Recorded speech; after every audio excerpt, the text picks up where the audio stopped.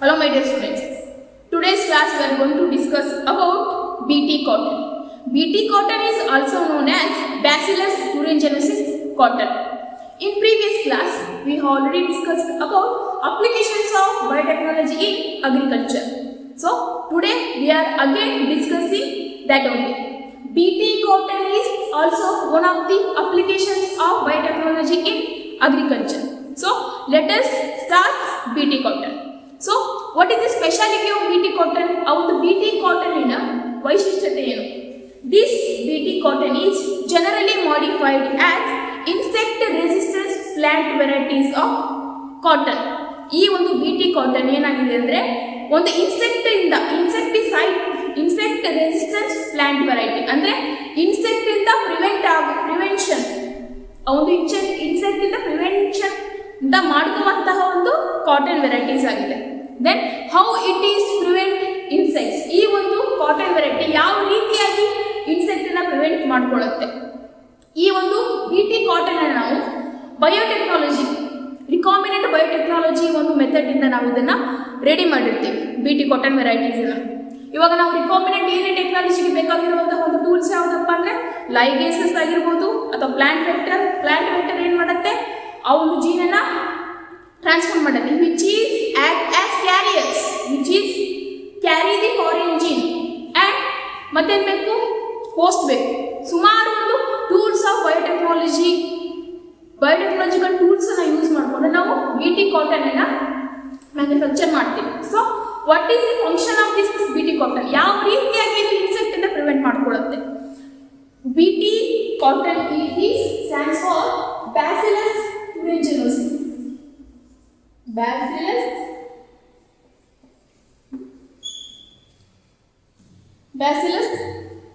thuringiensis.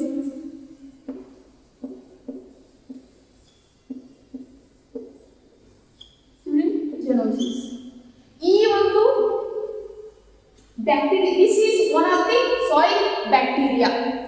This is one of the soil bacteria which is extracted from soil. ಇದು ಒಂದು ಮಣ್ಣಲ್ಲಿ ವಾಸ ಮಾಡುವಂತಹ ಒಂದು ಬ್ಯಾಕ್ಟೀರಿಯಾ. ಈ ಒಂದು ಬ್ಯಾಕ್ಟೀರಿಯಾದ ಸ್ಪೆಷಾಲಿಟಿ ಏನಪ್ಪಾ ಅಂದ್ರೆ this bacteria is producing crystal protein. Crystal protein ಅನ್ನ ಪ್ರೊಡ್ಯೂಸ್ ಮಾಡುತ್ತೆ. ಕ್ರಿಸ್ಟಲ್ ಪ್ರೋಟೀನ್ ಅನ್ನ ಪ್ರೊಡ್ಯೂಸ್ ಮಾಡುತ್ತೆ. ಕ್ರಿಸ್ಟಲ್ ಪ್ರೋಟೀನ್ ಅನ್ನು ಪ್ರೊಡ್ಯೂಸ್ ಮಾಡುತ್ತೆ. ಓಕೆ, ಈ ಒಂದು ಕ್ರಿಸ್ಟಲ್ ಪ್ರೋಟೀನ್ ಅನ್ನ ಆ ಒಂದು ಪ್ಲಾಂಟ್ ಅಲ್ಲಿ ಪ್ರೊಡ್ಯೂಸ್ ಮಾಡುತ್ತೆ. ಈ ಒಂದು ಕ್ರಿಸ್ಟಲ್ ಪ್ರೋಟೀನ್ ಆ ಒಂದು ಕಾಟನ್ ಪ್ಲಾಂಟ್ ಹೇಗೆ ಗ್ರೋ ಆಗುತ್ತೆ ಅದರ ಜೊತೆ ಈ ಒಂದು ಕ್ರಿಸ್ಟಲ್ ಪ್ರೋಟೀನ್ ಅನ್ನು ಆ ಪ್ಲಾಂಟ್ ಒಳಗಡೆ ಡೆವಲಪ್ ಆಗುತ್ತೆ. ಓಕೆ, ಈ ಒಂದು ಕ್ರಿಸ್ಟಲ್ ಪ್ರೋಟೀನ್ ಇನ್ಆಕ್ಟಿವ್ ಪ್ರೋಟಾಕ್ಸಿನ್ ರೀತಿಯಲ್ಲಿ ಪ್ರೆಸೆಂಟ್ ಇರುತ್ತೆ ಪ್ಲಾಂಟ್ ಅಲ್ಲಿ. ಇನ್ಆಕ್ಟಿವ್ ಪ್ರೋಟಾಕ್ಸಿನ್ ರೀತಿಯಲ್ಲಿ ಒಂದು ಪ್ರೆಸೆಂಟ್ ಇರುತ್ತೆ, ಆ ಒಂದು ಪ್ಲಾಂಟ್ ಅಲ್ಲಿ ಪ್ರೆಸೆಂಟ್ ಇರುತ್ತೆ. ಇವಾಗ ಒಂದು ಸಡನ್ ಆಗಿ ಒಂದು ಯಾವುದೇ ಒಂದು ಇನ್ಸೆಕ್ಟ್ ಬಂದು ಆ ಒಂದು ಕಾಟನ್ ವೆರೈಟೀಸ್ ಅನ್ನ ಫೀಡ್ ಮಾಡ್ತು, ಮೀನ್ಸ್ ಬೈಟ್ ಮಾಡ್ತು. ಅವಾಗ ಏನಾಗುತ್ತೆ, ಇನ್ಆಕ್ಟಿವ್ ಪ್ರೋಟಾಕ್ಸಿನ್ ಏನಾಗುತ್ತೆ, ಆಕ್ಟಿವ್ ಪ್ರೋಟಾಕ್ಸಿನ್ ಆಗುತ್ತೆ. ಆಕ್ಟಿವ್ ಪ್ರೋಟಾಕ್ಸಿನ್ ಆಗುತ್ತೆ. ಅಂಡ್ ದೆನ್ ಈ ಒಂದು ಪ್ರೋಟಾಕ್ಸಿನ್ ಆಕ್ಟಿವ್ ಆಗುತ್ತೆ ಗಟ್ ಅಲ್ಲಿ. ಆ ಒಂದು ಇನ್ಸೆಕ್ಟಿನ ಎಪಿಥೀಲಿಯಲ್ ಸೆಲ್ ಆಫ್ ಗಟ್, ಆ ಇನ್ಸೆಕ್ಟಿನ ಎಪಿಥೀಲಿಯಲ್ ಸೆಲ್ಸ್ ಆಫ್ ಗಟ್ ಅಲ್ಲಿ ಆ ಒಂದು ಇನ್ಸೆಕ್ಟಿನ ಗಂಟಲಲ್ಲಿ ಏನಾಗುತ್ತೆ, ಆಕ್ಟಿವ್ ಆಗುತ್ತೆ. ಈ ಒಂದು ಪಾಯ್ಸನ್ ಅಂದ್ರೆ ಟಾಕ್ಸಿಕ್ ಆಗಿ ಕನ್ವರ್ಟ್ ಆಗುತ್ತೆ. ಇವಾಗ ಏನಿತ್ತು ಆ ಒಂದು ಪ್ಲಾಂಟ್ ಅಲ್ಲಿ ಇನ್ಆಕ್ಟಿವ್ ಪ್ರೋಟಾಕ್ಸಿನ್ ಆಗಿತ್ತು which is does not toxic to that plant. ಆ ಒಂದು ಪ್ಲಾಂಟ್ ಅಲ್ಲಿ ಇರೋ ತನಕ ಅದು ಟಾಕ್ಸಿಕ್ ಇರಲ್ಲ. ಬಟ್ ಯಾವುದೇ ಒಂದು ಇನ್ಸೆಕ್ಟ್ ಬಂದು ಆ ಒಂದು ಕಾಟನ್ ವೆರೈಟೀಸ್ ಅನ್ನ ತಿಂದಾಗ ಏನಾಗುತ್ತೆ ಅಂದ್ರೆ ಆಕ್ಟಿವ್ ಆಗುತ್ತೆ. This is converted into active protoxin and producing toxin. This is produced toxin. Produce toxin in that insect gut.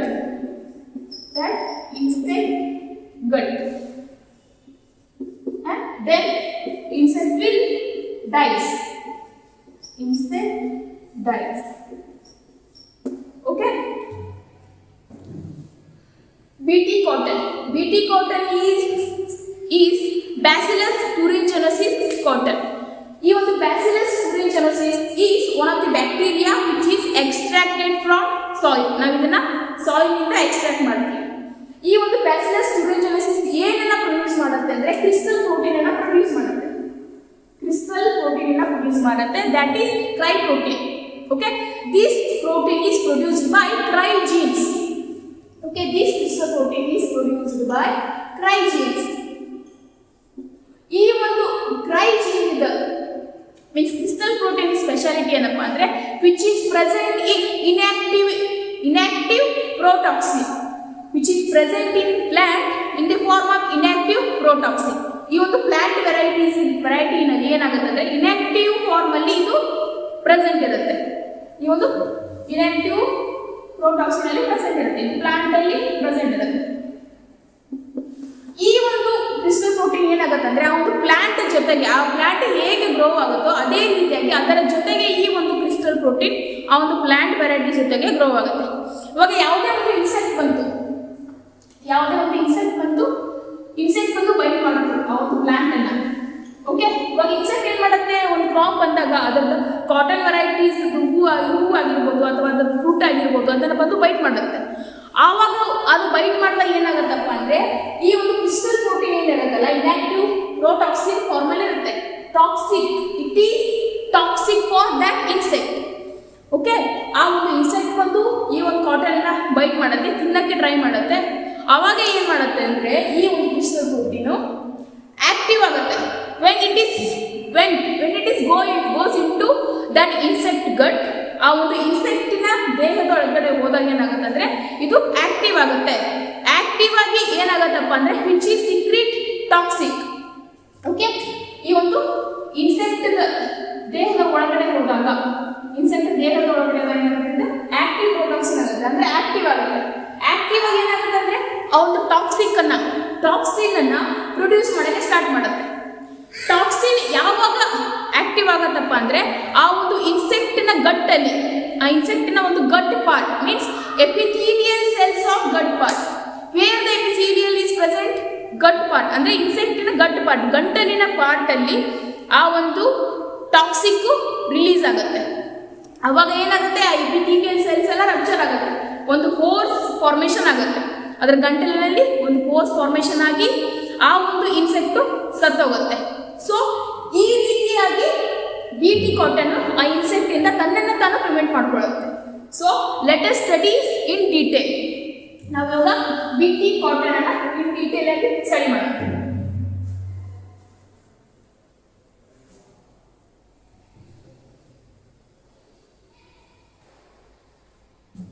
Okay, ಈ ಒಂದು BT ಕಾಟನ್ ಒಂದು ಅಡ್ವಾಂಟೇಜ್ ಏನಪ್ಪಾ ಅಂದ್ರೆ ಇವಾಗ ಒಂದು ಪ್ಲಾಂಟ್ಗೆ ಇನ್ಸೆಕ್ಟ್ಸ್ ಬಂದು ಅಫೆಕ್ಟ್ ಆಯಿತು, ಅದು ಸ್ಪ್ರೆಡ್ ಆಗ್ತಾ ಹೋಗುತ್ತೆ. ಇವಾಗ ನಾವು ಎಷ್ಟೇ ಇನ್ಸೆಕ್ಟಿಸೈಡ್ಸ್ ಅನ್ನು ಅದಕ್ಕೆ ಸ್ಪ್ರೆಡ್ ಮಾಡಿದ್ರು ಆ ಒಂದು ಪ್ಲಾಂಟ್ ಅಲ್ಲಿ ಆ ಇನ್ಸೆಕ್ಟ್ ಜೀವಂತವಾಗಿದ್ರೆ ಸಾಕು, ಆ ಇಡೀ ಹೊಲನೇ ಅಫೆಕ್ಟ್ ಆಗುತ್ತೆ. ಸೊ ನಾವು ಈ ರೀತಿಯಾಗಿ ಅದನ್ನ ನಾವು ಜಸ್ಟ್ ಆ ಒಂದು ಸೀಡ್ ಅಲ್ಲೇ ಆ ಒಂದು ಪ್ಲಾಂಟ್ ವೆರೈಟೀಸ್ ಅಲ್ಲಿ ನಾವು ಇನ್ಸೆಕ್ಟಿಸೈಡ್ಸ್ ವೆರೈಟೀಸ್ ಅನ್ನು ನಾವು ಪ್ರೊಡ್ಯೂಸ್ ಮಾಡಿದ್ರೆ ಏನಾಗತ್ತಪ್ಪ ಅಂದ್ರೆ ಇಟ್ ಈಸ್ ಬೈ ಬರ್ತ್ ಆ ಒಂದು ಪ್ಲಾಂಟು ಚಿಕ್ಕದಿರೋಂತ ಹಿಡಿದು ಅದನ್ನು ಕ್ರಾಪ್ ದೊಡ್ಡದಾಗೋ ತನಕನೂ ಆ ಒಂದು ಕ್ರಿಸ್ಟಲ್ ಪ್ರೋಟೀನು ಆ ಒಂದು ಪ್ಲಾಂಟ್ ಅಲ್ಲೇ ಪ್ರೆಸೆಂಟ್ ಇರುತ್ತೆ. ಸೊ ಯಾವುದೇ ಒಂದು ಇನ್ಸೆಕ್ಟ್ ಬಂದು ಆ ಒಂದು BT ಕಾಟನ್ ವೆರೈಟಿಗೆ ಅಫೆಕ್ಟ್ ಮಾಡೋಕ್ಕಾಗಲ್ಲ. So let us study in detail BT cotton. Bacillus thuringiensis is a bacteria found in soil. Bacillus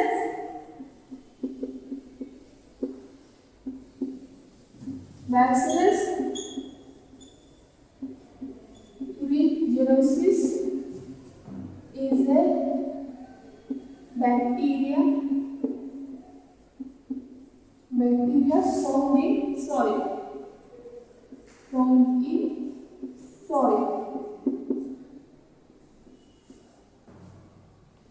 And it produces protein.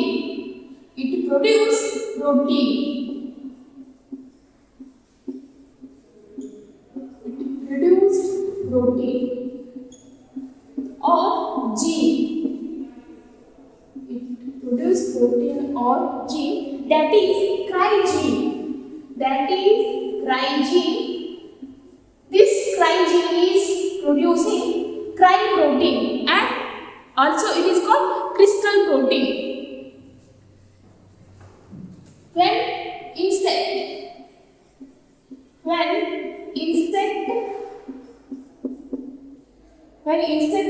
feed on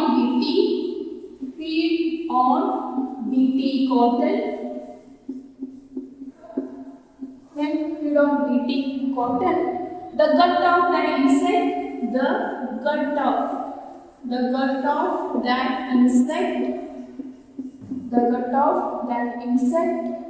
paralyzed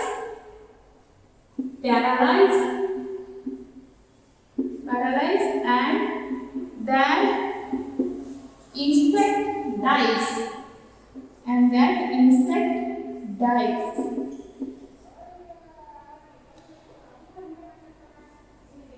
Inside insect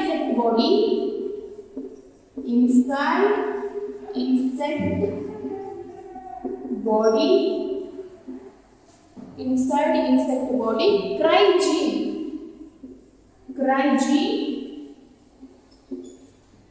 cry gene converted into protoxin,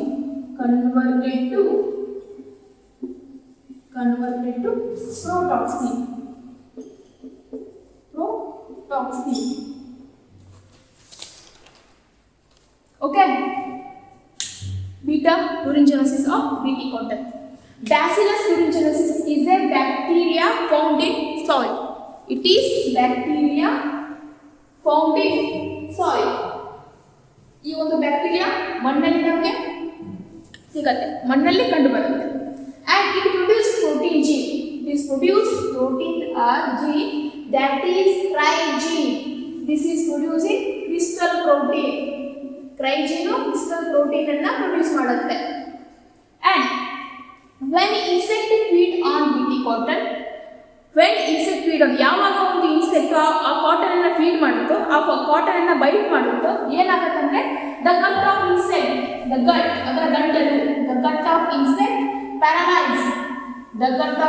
paralyzed, that insect dies. Okay, ಯಾವಾಗ ಒಂದು insect ಮತ್ತು ಆ BT cotton varieties ಅನ್ನು bite ಮಾಡುತ್ತೆ, ಯಾವಾಗ ಅದು ತಿನ್ನುತ್ತೋ ಅದರ ಗಟ್ಟು, the gut of insect paralyzed, ಅದರ ಒಂದು ಗಟ್ಟು, ಅದರ ಒಂದು ಗಂಟಲು ಪ್ಯಾರಲೈಸ್ ಆಗುತ್ತೆ, ಅಲ್ಲೊಂದು ಪೋರ್ಸ್ ಫಾರ್ಮೇಷನ್ ಆಗುತ್ತೆ ಟಾಕ್ಸಿಕ್ ರಿಲೀಸ್ ಆಗಿ. ಯಾವಾಗ ಅದರ ಗಟ್ಟಲ್ಲಿ ಪೋರ್ಸ್ ಫಾರ್ಮೇಷನ್ ಆಗುತ್ತೋ ಆವಾಗ ಒಂದು ಇನ್ಸೆಕ್ಟ್ ಸತ್ತೋಗುತ್ತೆ. and that insect is dies inside insect body. ಅದು ಇನ್ಸೆಕ್ಟು ಆ ಒಂದು ಕಾಟನ್ ಅನ್ನು ತಿಂದಿರುತ್ತೆ, ಅದರ ದೇಹದ ಒಳಗಡೆ cry gene means crystal protein enter ಆಗಿರುತ್ತೆ. ಆ ಒಂದು ಕ್ರಿಸ್ಟಲ್ ಪ್ರೋಟೀನ್, ಆ ಒಂದು cry gene converted into protoxin. Protoxin is highly toxic material. So this is the about BT cotton, how it works on that insect. And now let us study about mechanism. Now we are going to mechanism of make BT cotton. Okay, ನಾವು ಇವಾಗ ಏನು study ಮಾಡಿದ್ವಿ, bacillus thuringiensis bacteria ಇರುತ್ತೆ, ಅದರಿಂದ cry gene ಅನ್ನು produce ಮಾಡುತ್ತೆ. Then how we are making BT cotton. BT cotton ಅನ್ನು ಯಾವ ರೀತಿಯಾಗಿ ಮ್ಯಾನುಫ್ಯಾಕ್ಚರ್ ಮಾಡ್ತೀವಿ. So let us study the mechanism of making BT cotton by recombinant DNA technology. ನಾವು BT cotton ಅನ್ನು ಯಾವ ರೀತಿಯಾಗಿ ತಯಾರಿಸ್ತೀವಿ ಅನ್ನೋದನ್ನು ನೋಡೋಣ. So this is plant vector, okay, Agrobacterium tumefacium and TI plasmid ಅನ್ನು ಎಕ್ಸ್ಟ್ರಾಕ್ಟ್ ಮಾಡ್ಕೊಳ್ತೀವಿ. This is Agrobacterium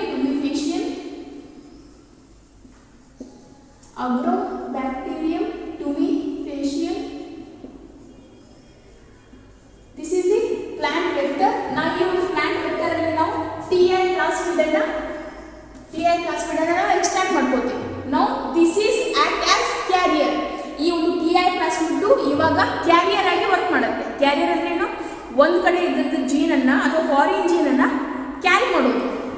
ಸೊ ನಾವು ಅಗ್ರೋಬ್ಯಾಕ್ಟೀರಿಯಂ ಟ್ಯುಮಿಫೇಸಿಯಂನಿಂದ TI ಪ್ಲಾಸ್ಮಿಡ್ ಅನ್ನು ನಾವು ಐಸೋಲೇಟ್ ಮಾಡ್ಕೊಂಡ್ವಿ. And then it is cut into with restriction enzymes. ಈ ಒಂದು ವೆಕ್ಟರ್ಸ್ ಅನ್ನು ನಾವು ರೆಸ್ಟ್ರಿಕ್ಷನ್ ಎನ್ಸೈಮ್ಸ್ ಇಂದ ಕಟ್ ಮಾಡ್ಕೊತೀವಿ. So restriction enzymes is what is called molecular scissor. ಇದನ್ನ ನಮಗೆ ಮಾಲಿಕ್ಯುಲರ್ ಸೀಸರ್ ಅಂತ ಕರಿತೀವಿ. Which is the work, the main function of restriction enzyme is cutting of the DNA in specific site. ಈ ಒಂದು DNA ಆಗಿರ್ಬೋದು ಅಥವಾ ಒಂದು ಯಾವುದೋ ಪರ್ಟಿಕ್ಯುಲರ್ ಜೀನ್ ಅನ್ನ ಆಗಿರ್ಬೋದು, ಇದು ಒಂದು ಸ್ಪೆಸಿಫಿಕ್ ಒಂದು ಸೈಟ್ ಅಲ್ಲಿ ಕಟ್ ಮಾಡುತ್ತೆ. ಓಕೆ, ನಾವು ರೆಸ್ಟ್ರಿಕ್ಷನ್ ಎನ್ಸೈಮ್ಸ್ ಇಂದ DNA ಪ್ಲಾಸ್ಮಿಡ್ ಅನ್ನು ಕಟ್ ಮಾಡ್ಕೊಂಡ್ವಿ. ಆಮೇಲೆ ಏನು ಮಾಡ್ತೀವಿ ಅಂದರೆ ಜೀನ್ ಆಫ್ ಇಂಟ್ರೆಸ್ಟ್ ಯಾವುದರಲ್ಲಿ, ನಾವು ಆ ಒಂದು ಕಾಟನ್ ವೆರೈಟೀಸ್ಗೆ ಯಾವ ಜೀನ್ ಅನ್ನು ನಾವು ಆ್ಯಡ್ ಮಾಡಬೇಕು, cry gene. So we are adding cry gene. Gene of interest is cry gene. Cry gene ಅನ್ನು ನಾವು ಈ ಒಂದು TI ಪ್ಲಾಸ್ಮಿಡ್ ಒಳಗಡೆ ಇನ್ಸರ್ಟ್ ಮಾಡಬೇಕು. ಓಕೆ, ಈ ಒಂದು TI ಪ್ಲಾಸ್ಮಿಡ್ ಜೊತೆಗೆ ನಾವು ರೆಸ್ಟ್ರಿಕ್ಷನ್ ಎನ್ಸೈಮ್ ಕಟ್ ಮಾಡಿಕೊಂಡು ಕ್ರೈ ಜೀನ್ ಅನ್ನ ಅಲ್ಲಿ ಪ್ಲೇಸ್ ಮಾಡ್ತೀವಿ. ಆಮೇಲೆ ಏನಾಗುತ್ತೆ, ಇಲ್ಲಿ ನೋಡಿ ಇದ್ರೊಳಗಡೆ ಏನಿದೆ ಅಂದ್ರಪ್ಪ, TI plasmid with cry gene, gene cry plant vector. It is called gene cry plant vector. It is containing what? TI plasmid plus cry gene ಎರಡು ಇದೆ ಇದರೊಳಗಡೆ. and then gene cry plant vector. ಈ ಒಂದು vector ಏನಂತ ಕರಿತೀವಿ ಅಂದ್ರೆ gene cry plant vector. ಇದರೊಳಗಡೆ plant vector ಇದೆ and cry gene ಇದೆ. now it is ready for transformation. ಇವಾಗ ಇದು ಪ್ಲಾಂಟಿಗೆ ಟ್ರಾನ್ಸ್ಫಾರ್ಮ್ ಮಾಡೋಕ್ಕೆ ರೆಡಿ ಆಗಿದೆ. and then we are going to put it into plant. ಈ ಒಂದು ಜೀನ್ ಕ್ರೈ ಪ್ಲಾಂಟ್ ವೆಕ್ಟರ್ ಅನ್ನ ನಾವು ಪ್ಲಾಂಟ್ ವೆರೈಟೀಸ್ ಒಳಗಡೆ ಪ್ಲೇಸ್ ಮಾಡ್ತೀವಿ. and then it is integrated in plant gene. that cry gene is integrating. that cry gene is going to integrating plant. okay, I will explain again. now we are taking Agrobacterium tumefaciens bacteria. it is the act as plant vector. ಈ ಒಂದು Agrobacterium tumefaciens ಅನ್ನು ನಾವು plant vector ಅಂತ ಕರಿತೀವಿ. ಈ Agrobacterium tumefaciens ಅಲ್ಲಿ TI plasmid ಅನ್ನು ನಾವು ಎಕ್ಸ್ಟ್ರಾಕ್ಟ್ ಮಾಡ್ಕೊತೀವಿ, ಮೀನ್ಸ್ ಐಸೋಲೇಟ್ ಮಾಡ್ಕೊತೀವಿ. Okay, we are isolating TI plasmid and then this TI plasmid results into cut. Okay, ಈ ಒಂದು TI plasmid ಅನ್ನು ನಾವು ರೆಸ್ಟ್ರಿಕ್ಷನ್ ಎನ್ಸೈಮ್ಸ್ ಹೆಲ್ಪ್ ಇಂದ ನಾವು ಕಟ್ ಮಾಡ್ಕೊತೀವಿ. ಆಮೇಲೆ ಏನು ಮಾಡ್ತೀವಿ ಅಂದರೆ ಜೀನ್ ಆಫ್ ಇಂಟ್ರೆಸ್ಟ್ ಯಾವುದಿಲ್ಲಿ, ಕ್ರೈ ಜೀನ್. ನಾವು ಇವಾಗ ಕ್ರೈ ಜೀನ್ ಅನ್ನು ಆ ಒಂದು ಕಾಟನ್ ವೆರೈಟೀಸ್ ಒಳಗಡೆ ನಾವು ಟ್ರಾನ್ಸ್ಫರ್ ಮಾಡಬೇಕು. ಓಕೆ, ಈ ಒಂದು gene of interest is cry gene. ಈ ಒಂದು TI ಪ್ಲಾಸ್ಮಿಡ್ ಕಟ್ ಮಾಡ್ಕೊಂಡಂತಹ ಒಂದು TI ಪ್ಲಾಸ್ಮಿಡ್. ಓಕೆ, ಈ ಕಟ್ ಮಾಡ್ಕೊಂಡಂತ ಒಂದು TI plasmid and this cry gene, this is cry gene we are placing. okay, this is called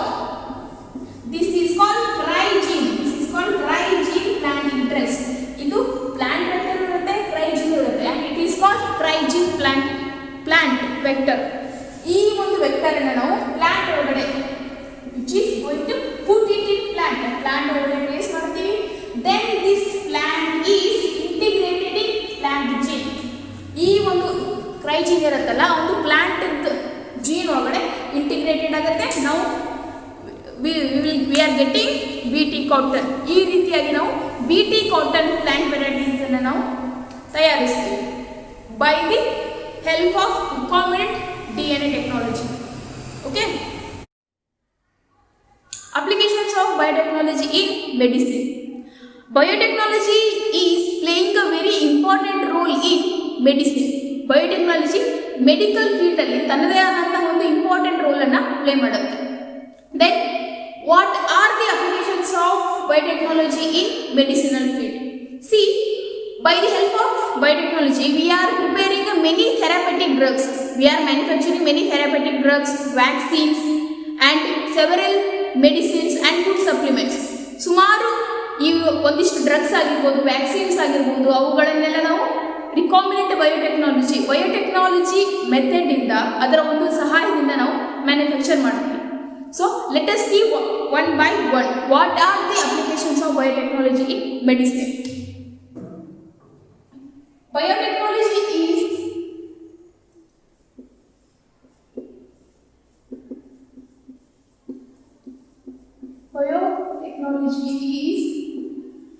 enable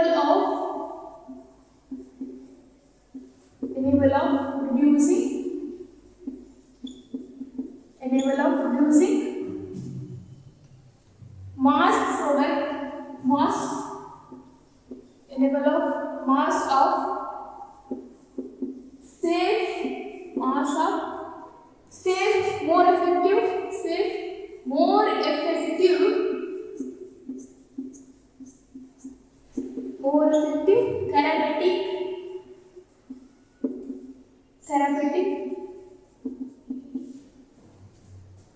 therapeutic drugs. Therapeutic drugs. Okay, these does not induce. These are does not induce. These does not induce unwanted immunological response. Immunological response. Immunological response. Okay. Biotechnology is enable of mass production of. These are enable of mass producing safe and more effective therapeutic drugs. By the help of biotechnology, we are manufacturing the most effective and most safety therapeutic drugs. Okay, these are safe and mass and effective therapeutic drugs. ನಾವು biotechnology ಅನ್ನು use ಮಾಡಿಕೊಂಡು therapeutic drugs ಅನ್ನು ನಾವು produce ಮಾಡಬಹುದು. That too are most effective and most safe therapeutic drug. ಸುಮಾರು ಒಂದು therapeutic drugs ಅನ್ನು ನಾವು ಬಯೋಟೆಕ್ನಾಲಜಿ ಸಹಾಯದಿಂದ ನಾವು ಮ್ಯಾನುಫ್ಯಾಕ್ಚರ್ ಮಾಡ್ತೀವಿ and which are completely safe and these are does not induce unwanted immunological response. So unwanted immunological response ಅಂದ್ರೆ ಇವಾಗ ನಮ್ಮ ಇಮ್ಯೂನ್ ಸಿಸ್ಟಮ್ಗೆ ಯಾವುದೇ ಒಂದು ಫಾರಿನ್ ಪಾರ್ಟಿಕಲ್ ಅಥವಾ ಇನ್ಫೆಕ್ಷಿಯಸ್ ಡ್ರಗ್ ಅನ್ನು ನಾವು ಇಂಡ್ಯೂಸ್ ಮಾಡಿದಾಗ ಏನಾಗುತ್ತೆ ಅಂದರೆ ಅನ್ವಾಂಟೆಡ್ ರೆಸ್ಪಾನ್ಸ್ ಅನ್ನ ಪ್ರೊಡ್ಯೂಸ್ ಮಾಡುತ್ತೆ. Means our immune system is not ready to accept that. ನಮ್ಮ ಇಮ್ಯೂನ್ ಸಿಸ್ಟಮ್ ಯಾವ ರೀತಿ ಇದೆ ಅಂದರೆ ಯಾವುದೇ ಒಂದು ಫಾರಿನ್ ಪಾರ್ಟಿಕಲ್ ಆಗಿರ್ಬೋದು, ಯಾವುದೇ ಒಂದು ಫಾರಿನ್ ಇನ್ಸೆಕ್ಟ್ಸ್ ಆಗಿರ್ಬೋದು, ಅದು ನಮ್ಮ ದೇಹದ ಒಳಗಡೆ ಎಂಟರ್ ಆದಾಗ ಏನಾಗುತ್ತೆ ಅಂದರೆ ಇಮ್ಯೂನ್ ರೆಸ್ಪಾನ್ಸ್ ಸ್ಟಾರ್ಟ್ ಆಗುತ್ತೆ. ಅಂದರೆ ಅದು ಅಕ್ಸೆಪ್ಟ್ ಮಾಡ್ಕೊಳ್ಳಲ್ಲ. ಓಕೆ, ಆ ರೀತಿಯಾಗಿ but in case of therapeutic drugs, these therapeutic drugs, there is no action of immunological response. ನಮ್ಮ ಇಮ್ಯುನಾಲಜಿಕಲ್ ರೆಸ್ಪಾನ್ಸ್ ಅನ್ನ ಕಮ್ಮಿ ಮಾಡುತ್ತೆ. Because our immune system is ready to accept that therapeutic drug. ಆ ಒಂದು ಎಲ್ಲ ಒಂದು ಥೆರಪ್ಯೂಟಿಕ್ ಡ್ರಗ್ಸ್ ಅನ್ನ accept ಮಾಡ್ಕೊಳ್ಳುತ್ತೆ. These are not showing unwanted immune response. Okay, I will repeat again. By the help of biotechnology, we are going to manufacture therapeutic drugs that to more efficient and more effective, safe therapeutic drugs which are very safe to our immunological system. And by these therapeutic drugs, our immune system does not showing unwanted immune response. ಯಾವುದೇ ಒಂದು unwanted immune response ಅನ್ನ ತೋರಿಸಲ್ಲ. Because it finally I mean to say these drugs are very close to our immune response. ನಮ್ಮ ಒಂದು immune ರೆಸ್ಪಾನ್ಸ್ಗೆ ಹೊಂದ್ಕೊಳ್ಳುತ್ತೆ. And these are not showing unwanted immune response. ಯಾವುದೇ ಒಂದು reaction ಅನ್ನು ನಮಗೆ ತೋರಿಸಲ್ಲ. For example, unwanted immune response ಯಾವ ರೀತಿಯಾಗಿರುತ್ತೆ ಅಂದರೆ, ಇವಾಗ ಯಾವುದೇ ಒಂದು ಪೋಲನ್ ಗ್ರೇನು ನಮ್ಮ ಕಣ್ಣಿಗೆ ಬಿತ್ತು, ಇಲ್ಲಾಂದ್ರೆ ಯಾವುದೇ ಒಂದು ಫುಡ್ಡನ್ನು ನಮ್ಮ ಇಂಟೇಕ್ ಮಾಡಿದ್ವಿ. ಕೆಲವೊಬ್ಬರಿಗೆ ಗಿನ್ನು ತಿಂದರೆ ಆಗಲ್ಲ. ಗಿನ್ನು ಇರುತ್ತಲ್ಲ, ಮಿಲ್ಕ್ ಪ್ರಾಡಕ್ಟ್, ಆ ಒಂದು ಗಿನ್ನ ಏನಾಗುತ್ತೆ ಅಂದರೆ ಫುಲ್ಲು ಬಾಡಿ ತುಂಬ ಒಂಥರ ಬೊಬ್ಬೆ ಬರುತ್ತೆ. ಅದೇ ಸ್ಕಿನ್ ಇನ್ಫೆಕ್ಷನ್ ಆಗುತ್ತೆ ಕೆಲವೊಬ್ಬರಿಗೆ. ಇಟ್ ಇಂಡಿಕೇಟ್ಸ್ ಅವರಿಗೆ ಆ ಒಂದು ಗಿನ್ನನ್ನು ಸೇವನೆ ಮಾಡಿದಾಗ ಏನಾಗುತ್ತೆ ಅಂದರೆ ಅವರ ಇಮ್ಯೂನ್ ರೆಸ್ಪಾನ್ಸ್ ಮಾಡುತ್ತೆ. ಅಂದರೆ that our immune system is not ready to accept that. Okay, ಅದು ನಮ್ಮ ದೇಹಕ್ಕೆ ಬರಲಿಲ್ಲ ಅಂದರೆ ಅದು ಒಂದು ರಿಯಾಕ್ಷನ್ ಅನ್ನು ತೋರಿಸುತ್ತೆ. That is unwanted immune response. ಇವಾಗ ನಮ್ಮ ಕಣ್ಣಲ್ಲಿ ಯಾವುದೋ ಒಂದು ಪೋಲನ್ ಗ್ರೇನ್ ಬಿತ್ತು ಅಂದರೆ ನಮ್ಮ ಐಸು ಫುಲ್ಲು ಸ್ವೆಲ್ ಆಗುತ್ತೆ. ಆ್ಯಂಡ್ ಇನ್ ಕೇಸ್ ಇವಾಗ ನಾವು ಪೆನ್ಸಿಲಿನ್ ಇಂಜೆಕ್ಷನನ್ನು ಮಾಡಿಸ್ಕೊಂಡು ಹೋಗಿದ್ದೀವಿ, ಪೆನ್ಸಿಲಿನ್ ಇಂಜೆಕ್ಷನ್ನು ಎಲ್ಲರಿಗೂ ಅದು ಹೊಂದ್ಕೊಳ್ಳಲ್ಲ. ಓಕೆ, ಫಸ್ಟ್ ಬಿಫೋರ್ ಅವರು ಪೆನ್ಸಿಲಿನ್ ಇಂಜೆಕ್ಷನ್ ನಿಮಗೆ ಕೊಡಬೇಕಾದ್ರೆ ಏನು ಮಾಡ್ತಾರೆ ಅಂದರೆ hypersensitivity or immunological test ಮಾಡ್ತಾರೆ.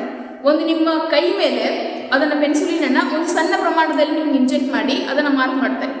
ಒಂದು 5 to 10 ಮಿನಿಟ್ಸ್ ಅದನ್ನು ಅಬ್ಸರ್ವ್ ಮಾಡ್ತಾರೆ. ಅಲ್ಲಿ ಏನಾದರೂ ಬೊಬ್ಬೆ ಬಂದಿದ್ರೆ, ಅಲ್ಲೇನಾದರೂ ಒಂಥರ ಸ್ಕಿನ್ ಕಲರೇಷನ್ ಚೇಂಜ್ ಆಗಿದ್ರೆ ಅದು ನಿಮಗೆ ಆಗಬಾರಲ್ಲ. That penicillin is opposite to your immune response. ನಿಮ್ಮ ಒಂದು ಇಮ್ಯೂನ್ ರೆಸ್ಪಾನ್ಸು ಆ ಒಂದು ಪೆನ್ಸಿಲಿನ್ ಇಂಜೆಕ್ಷನನ್ನು ಅಕ್ಸೆಪ್ಟ್ ಮಾಡ್ಕೊಳ್ಳೋಕ್ಕೆ ರೆಡಿ ಇಲ್ಲ. ಸೊ ನಿಮ್ಮ ಇಮ್ಯೂನ್ ರೆಸ್ಪಾನ್ಸಿಟಿ ತುಂಬ ಮೇನ್ ಆಗಿರುತ್ತೆ. ನೀವು ಬೇಕಾದಂಥ ಒಂದು ಡ್ರಗ್ ತೊಗೊಳ್ಳಿ, ಬೇಕಾದಂಥ ಒಂದು ವ್ಯಾಕ್ಸಿನ್ ತೊಗೊಳ್ಳಿ, ನಿಮ್ಮ ಇಮ್ಯೂನ್ ರೆಸ್ಪಾನ್ಸು ಅದಕ್ಕೆ ಸಪೋರ್ಟ್ ಮಾಡಿದ್ರೆ ಮಾತ್ರ ನಿಮಗೆ ಗುಣಮುಖರಾಗ್ತೀರಾ, ನಿಮಗೆ ಆ ಒಂದು ಡಿಸೀಸ್ ಕ್ಯೂರ್ ಆಗುತ್ತೆ. ಹೊರತು ನಿಮ್ಮ ಇಮ್ಯೂನ್ ರೆಸ್ಪಾನ್ಸ್ ಏನಾದರೂ ಸ್ಪಂದಿಸಲಿಲ್ಲ, ಅದು ಕರೆಕ್ಟಾಗಿ ಆ ಒಂದು ಡ್ರಗ್, ಆ ಒಂದು ವ್ಯಾಕ್ಸಿನ್ ಜೊತೆ ಅದು ಕೋಆಪ್ರೇಟ್ ಮಾಡಲಿಲ್ಲ ಅಂದರೆ ನಿಮಗೆ ಯಾವುದೇ ಡಿಸೀಸ್ ಆಗಿರಲಿ ಅದು ನಿಮಗೆ ಕೋಆಪ್ರೇಟ್ ಆಗಲ್ಲ. So in case of therapeutic drugs, our immune response is very important. But in biotechnological therapeutic drugs, our immune system is not showing any unwanted response. Okay, that is one of the advantage. And presently around 30 recombinant therapeutic vaccines are approved. Okay, presently 30 recombinant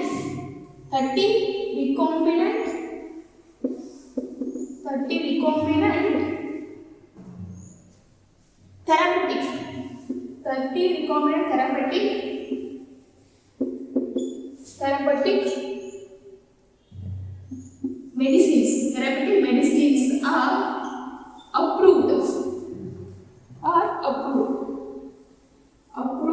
for human use.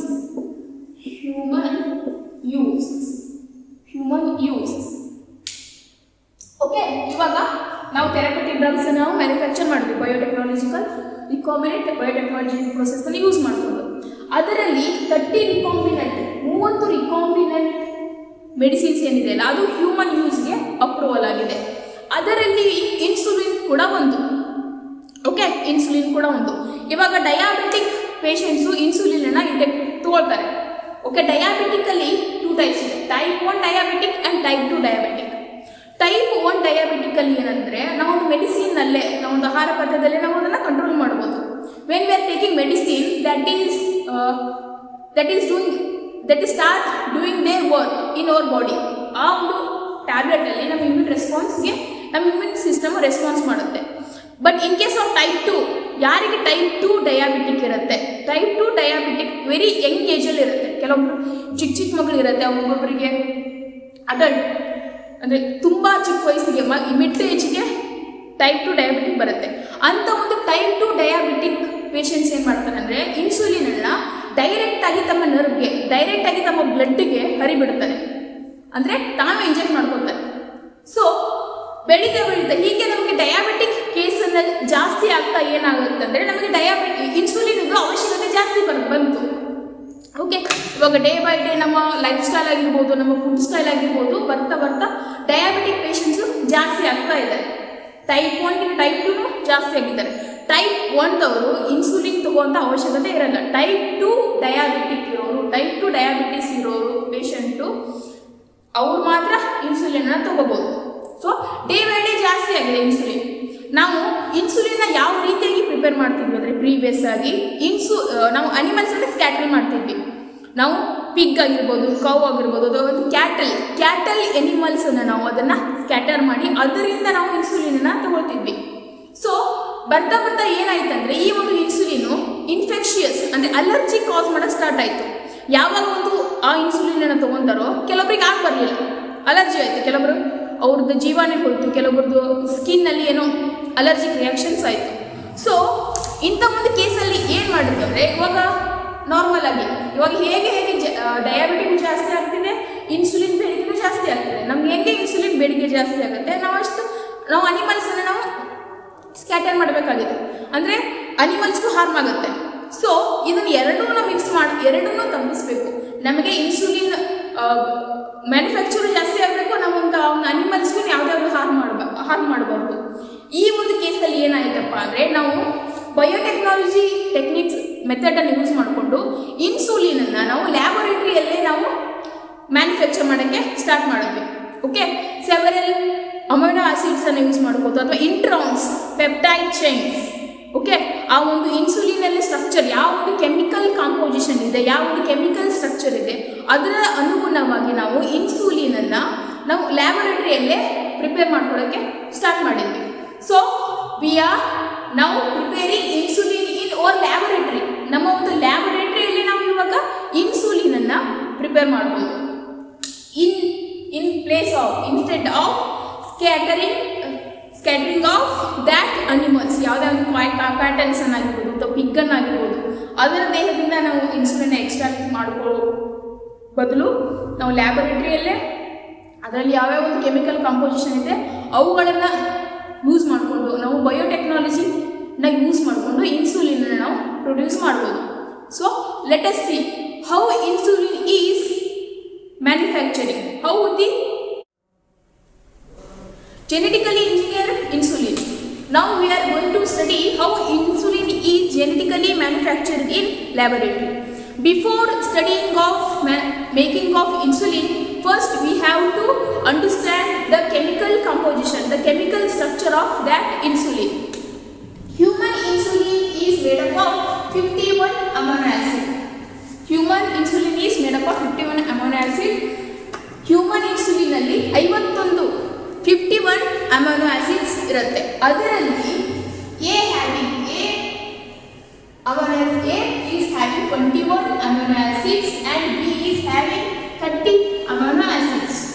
ಅದರಲ್ಲಿ 51 amino acids ಅಲ್ಲಿ 21 amino acid A ದಾಗಿರುತ್ತೆ and 30 amino acids B ದಾಗಿರುತ್ತೆ. And these hormone develops from a storage product called proinsulin. The hormone develops for storage product that is proinsulin. Insulin ಯಾವಾಗ develop ಆಗುತ್ತಪ್ಪ ಅಂದರೆ it is storage product of proinsulin. ಈ ಒಂದು proinsulinನಿಂದ ಆ ಒಂದು human insulin grow ಆಗುತ್ತೆ, ಅಂದರೆ ನಮಗೆ availability ಆಗುತ್ತೆ. And proinsulin has 3 chains. ಈ ಒಂದು proinsulinನಲ್ಲಿ 3 ಚೈನನ್ನು ಒಳಗೊಂಡಿರುತ್ತೆ. Okay, what these are? Human insulin is made up of 51 amino acids. ಆ ಒಂದು 51 ಅಮೈನೋ ಆಸಿಡ್ಸ್ ಅಲ್ಲಿ ಎ ಚೈನದ ಏನಾಗಿರುತ್ತಪ್ಪ ಅಂದರೆ 21 ಆಗಿರುತ್ತೆ. ಆ್ಯಂಡ್ ಬಿ ಚೈನದ ಏನಾಗಿರುತ್ತೆ 30 ಅಮೈನೋ ಆಸಿಡ್ಸ್ ಇರುತ್ತೆ. And these hormones develop from storage product of proinsulin. Insulin proinsulin ಅನ್ನೋ ಒಂದು ಸ್ಟೋರೇಜ್ ಪ್ರಾಡಕ್ಟ್ ಇಂದ ಡೆವಲಪ್ ಆಗುತ್ತೆ. And these proinsulin has 3 chain. ಈ ಒಂದು proinsulin 3 ಚೈನನ್ನು ಒಳಗೊಂಡಿರುತ್ತೆ. And remaining part will discuss in next part. ಈ ವಿಡಿಯೋದ ನೆಕ್ಸ್ಟ್ ಪಾರ್ಟನ್ನು ಬೈ ಈವ್ನಿಂಗ್ ಅಪ್ಲೋಡ್ ಮಾಡ್ತೀವಿ. Okay, thank you.